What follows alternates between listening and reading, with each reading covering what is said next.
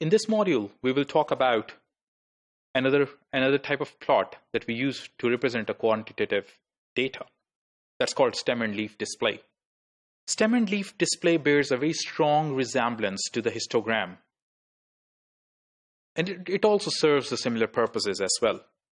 A properly constructed stem and leaf plot provides information regarding ranges of the data sets, location of the highest concentration of the measurements made for a specific variable, and moreover, it reveals the presence or absence of symmetry. An advantage of stem and leaf display over histogram is the fact that it preserves the information contained in the individual measurements.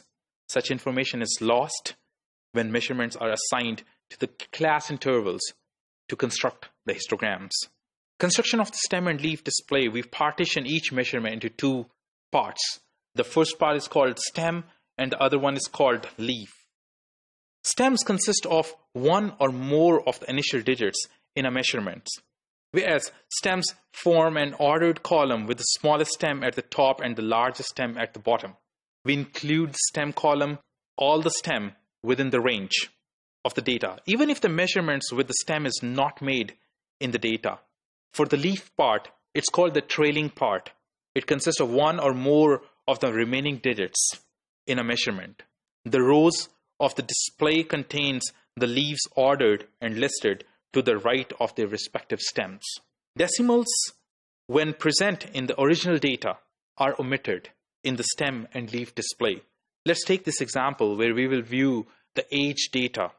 Here, each observation consists of two digits. One is like in the first observation, it is 30, but it has two digits. The first digit is 3 and the other is 0. And if we view the whole data set, the possible number of the first observations, which over here we're going to call stem, are 3, 4, 5, 6, 7, and 8, which are mentioned over here in the stem column. The other column that talks about the trailing part of each value is the leaves, where leaves are going to be the second digit in each variable. Like for the very first value, it is 30, which is 30. So 3 goes into the stem and 0 goes into the leaf. For the second value, it is 34. 3 is the stem and 4 is a leaf, and it goes on to the next values when it is 0, 4, 5, 7, 7, 8, 8, 8, 9, 9. So these are all different values that could come under the very first stem, that's 3. And in the similar way, for 40 onwards, it could be 0, 0, 2, 2, 3, 3, 3, and it goes on for all different stems. Let's look at complete stem and leaf display, where we have the stems as the first digits and leaves as the second digits. In this stem and leaf plot, we can definitely see that majority, the highest frequency is for the digits who are from 50 to 59. And as you go to the 80, there's only one value, which is 82. And it's right here. And this is the last one. And if we look at the shape from the stem and leaf display, we can say that it's kind of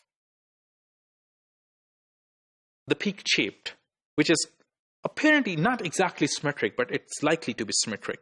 Stem and display are most effective with relatively small data sets. As a rule, they're not suitable for use in annual reports or other communications which are aimed for the general public. Stem and leaf plots are primarily helpful in exploring the data for a researcher or a decision maker. Thank you.